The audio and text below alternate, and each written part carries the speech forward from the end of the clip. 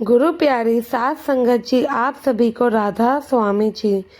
संगत जी, बाबा जी अपनी संगत के लिए, अपने बच्चों के लिए क्या क्या करते हैं, उन्हें क्या क्या करना पड़ता है, वह आप इस प्यारी सी साखी में जानेंगे। एक सत्संगी परिवार था, उनकी एक बेटी थी। बेटी भी बचपन से अपने मम्मी पापा के साथ सत्संग घर में जाया करती थी, सेवा भी करती थी।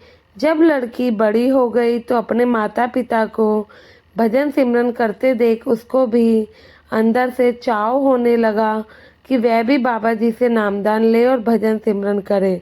वह दिल्ली के पास गाजियाबाद में रहते थे। दिल्ली मेजर सेंटर छतरपुर में बाबा जी साल में 3 बार भंडारे करते हैं और संगत को नामदान भी देते हैं। वहाँ पर सतगुरु जी 2 दिन शुक्रवार और शनिवार संगत को ओपन कार दर्शन देते हैं और उसके बाद वहाँ मिश्री का प्रसाद भी मिलता है। यह परिवार तीनों ही दिन, जो कि शुक्रवार, शनिवार और रविवार, तीनों ही दिन सत्संग जाया करता था। रविवार को बाबा जी खुद ही सत्संग करते हैं। लड़की और उसके माता पिता हर भंडारे पर दिल्ली सेवा पर जाते थे। एक बार वह दिल्ली सेवा पर गए हुए थे। उस दिन नाम की पर्ची मिल रही थी। तब लड़की ने अपने माता पिता को कहा कि आज यहाँ पर नाम की पर्ची कट रही है, क्या मैं भी चली जाऊँ? तो यह सुनकर उसकी माँ ने बोला कि बेटा, मुझे तो कोई परेशानी नहीं है, तुम चाहो तो नामदान ले सकती हो, लेकिन आगे पता नहीं तुम्हारे ससुराल वाले तुम्हें भजन सिमरन करने दे या ना दे। लड़की बोली, मम्मी एक बार देख लेती हूँ, पर्ची मिल गई तो ठीक है, वरना कोई बात नहीं। उसकी माँ चुप कर गई, क्योंकि परमार्थ के काम में उसकी माँ उसको रोक कर कोई गुनाह नहीं करना चाहती थी, ना ही अपने सर पर किसी तरीके का पाप लेना चाहती थी। लड़की पर्ची कटवाने के लिए चली गई। उस लड़की को सदगुरु पर पूरा विश्वास था। वह सेवा भी बहुत ईमानदारी से करती थी। अंदर सेवादारों ने उससे जो जो सवाल पूछे, उस लड़की ने उन सभी सवालों का सही सही जवाब दे दिया। तो उस लड़की को नाम की पर्ची मिल गई और अगले ही दिन उसे नाम भी मिल गया। लड़की की माँ को बस यही चिंता सताती कि इसके ससुराल वाले राधा स्वामी होंगे तो ही ठीक रहेगा, दूसरे हुए तो कहीं मुश्किल ना हो जाए।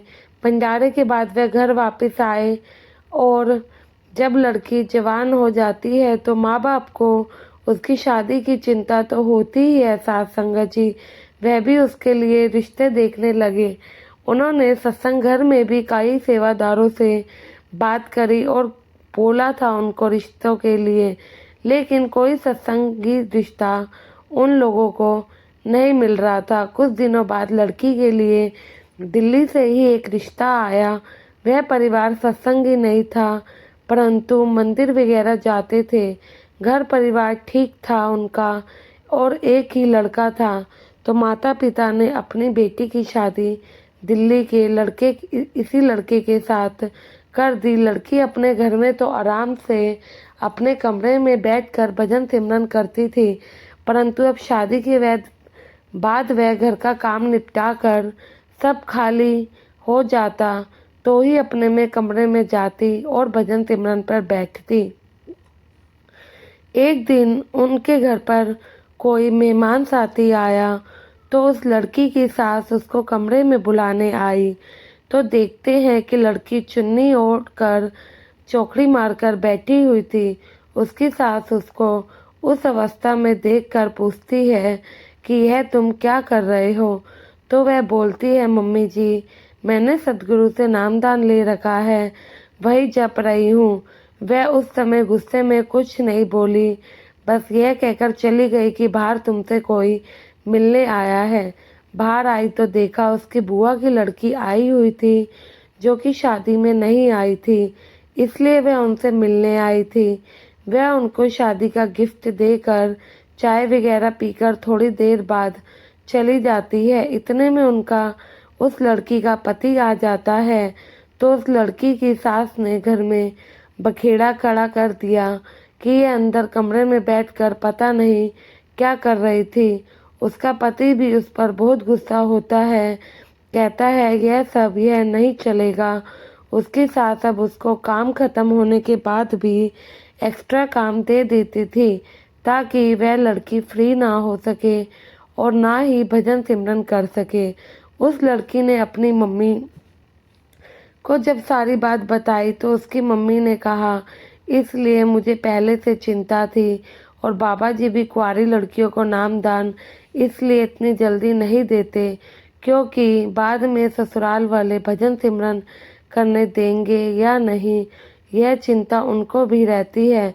उनकी मम्मी ने कहा कि अगर तुम्हें भजन सिमरन करना है तो सुबह 3 बजे उठा करो, ये अमृत वेला होता है। यह समय करोगे तो किसी को पता भी नहीं लगेगा, ना ही तुम्हें इस समय कोई काम की वजह से परेशान करेगा। सब सो रहे होते हैं इस समय। बाबा जी सुबह के समय को बहुत महत्व देते हैं और उस लड़की ने अपनी मम्मी की बात मानी। उस लड़की की नींद अगले दिन सुबह 3 बजे खुल गई और बाबा जी ने या फिर ये कहो खुद ही उस लड़की को उठाया। वह आराम से बैठकर भजन सिमरन करने लगती है, परंतु थोड़ी देर बाद उसके पति की नींद खुलती है। वह देखता है कि यह चुन्नी लपेटकर आराम से अंधेरे में बैठी है तो वह डर जाता है और ज़ोर ज़ोर से चिल्लाने लगता है और कहता है कि तुम मेरे पर क्या जादू टोना कर रही हो आधी रात को ऐसे। लड़की बोली, तुम इतनी ज़ोर से क्यों बोल रहे हो, मम्मी पापा उठ जाएंगे। वही हुआ। लड़के की आवाज़ सुनकर वह दोनों वहाँ पर आ गए और पूछने लगे, क्या हो गया, तुम आधी रात को शोर क्यों मचा रहे हो। तो लड़के ने सारी घटना बताई और कहा कि ये मेरे सर पर आधी रात को बैठकर पता नहीं क्या जादू टोना कर रही थी, इसलिए मेरी नींद खुल गई और मैंने देख लिया, नहीं तो सुबह तक मेरा क्या हाल होता। तो उसकी सास उस लड़की को पकड़कर बाहर ले गई और उस पर बहुत गुस्सा किया और कहा कि हम नहीं मानते बाबा जी को, हम तो मंदिर में भगवान की पूजा करते हैं। तुम लोगों के यहाँ पर ना तो कोई मूर्ति होती है ना ही कोई पूजा पाठ, बस कैसेट चलाकर छोड़ देते हैं। सुनकर यह लड़की बहुत चिंतित हुई और उसकी सास कहती है, अगर सच में तेरे बाबा जी हैं तो बुलाओ उनको अपने घर पर। वह लड़की बाबा जी की फ़ोटो के आगे बहुत रोती है। एक दिन बाबा जी विदेश से आए हुए होते हैं, दिल्ली एयरपोर्ट पर उतरते हैं। छतरपुर में संगत को दर्शन देने के बाद ड्राइवर से बोलते हैं, चलो आज मुझे दिल्ली में थोड़ा घूमना है। बाबा जी ड्राइवर को उसी तरफ ले जाते हैं जिधर लड़की का घर होता है और उसके घर के आगे उसके घर के पास ही बाबा जी की कार खराब हो जाती है। बाबा जी ड्राइवर से बोलते हैं, तुम कार ठीक कराओ, मैं यहीं सामने वाले घर में हूँ। बाबा जी ने जाकर डोर बेल बजाई तो उस लड़की की सास ने दरवाज़ा खोला और बाबा जी को सामने देखकर उसकी आवाज़ ही बंद हो गई। उसी समय लड़की भी कमरे से बाहर आई और बाबा जी को देखकर उसके मुख से भी कुछ ना निकला। बहुत हैरान हुई। उसने बाबा जी को राधा स्वामी बोला और उनके आगे बस प्यार से हाथ जोड़कर रह गई। बाबा जी ने उस लड़की के सर पर प्यार से हाथ रखा। वह जल्दी से बाबा जी के लिए कोल्ड ड्रिंक और मिठाई लाई। इतने में उसका पति भी अंदर से बाहर आया। वह सब लोग बाबा जी को देखकर हैरान हो गए और उसने भी बाबा जी के चरण छुए। बाबा जी ने उन पर अपनी ऐसी दृष्टि डाली, अब वह दिन रात सभी राधा स्वामी करते नहीं थकते और छतरपुर में भी सेवा करते हैं। उन सभी के पक्के बैच भी बने हुए हैं। साथ संगत जी बाबा जी को अपने बच्चों के लिए क्या क्या करना पड़ता है। इतने में ड्राइवर बाबा जी को बुलाने के लिए आ गया। बाबा जी, दूसरी कार आ गई है, आप आ जाइए। बाबा जी सबको राधा स्वामी बोलकर चल दिए। गुरु प्यारी साथ संगत जी, साखी अच्छी लगी हो तो कमेंट में राधा स्वामी ज़रूर लिखिएगा और अपने इस चैनल को सब्सक्राइब करके चैनल का हिस्सा ज़रूर बने जी। गुरु प्यारी साथ संगत जी, आप सभी को राधा स्वामी जी।